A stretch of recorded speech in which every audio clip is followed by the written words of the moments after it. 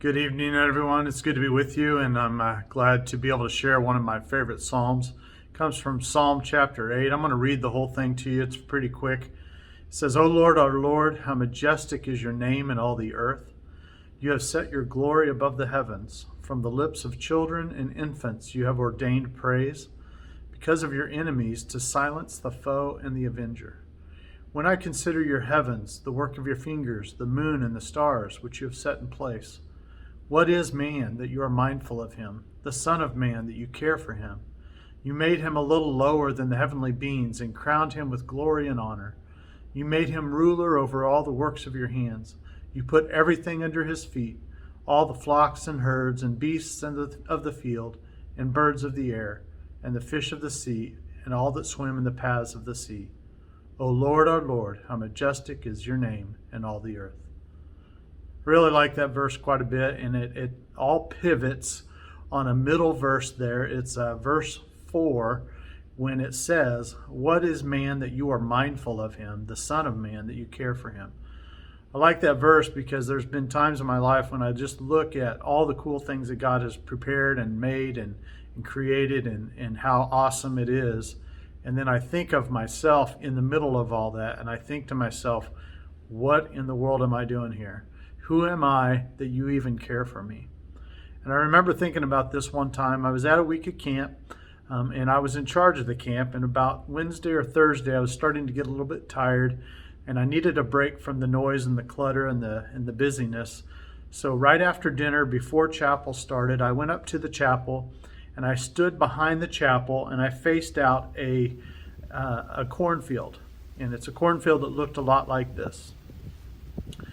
And as I looked out at the cornfield, I really started dwelling on this thought of who am I? Who am I that you care for me?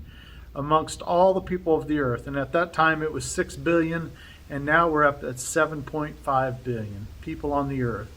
Who am I that God cares for me? And I was really having a hard time with it for a little bit. And I looked out on the cornfield and I saw each stalk. And I started thinking about how each stalk usually has 1 or 2 ears of corn. And I started thinking about those 1 or 2 ears of corn and how each corn cob has maybe 50 to 100 different kernels of corn on each ear. And I started looking at the rows and the rows and the rows and the columns and the amount of stalks of corn that were there. And I began to feel a lot like that little bitty kernel of corn in a sea of corn. And I was thinking to myself, who am I that you even care for me? And just about that time, I felt a cool breeze blowing on my back, and I watched the wind cross through that cornfield. And I watched the wind move the stalks back and forth and move right through the rows. It didn't stay in the rows, but it moved right through them, and every leaf of the cornfield was touched by that wind. And I began to think about that, and I realized it's not about who I am that makes me important to God. It's about the fact that God is important, and He is able to touch all of us.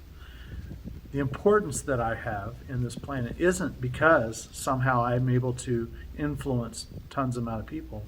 The importance I have is purely because a God who is bigger than me can touch every single one of us. And in this psalm, I see that verse being a pivotal point because the psalmist is writing about how awesome God is and how He created the earth and the moon and the stars and the planets, and He lined everything up perfectly. But who are we?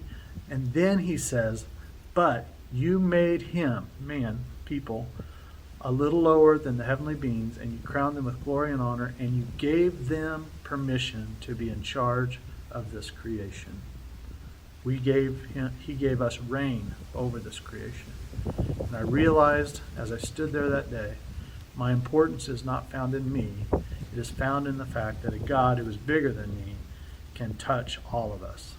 And He can move us where He wants us to go, and He can use us the way He wants to use us.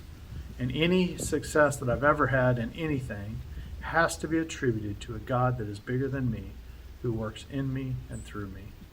I just hope that you will appreciate that verse the same way I did, None of us by ourselves is all that important, but with God in our life, we can be vitally important to this world.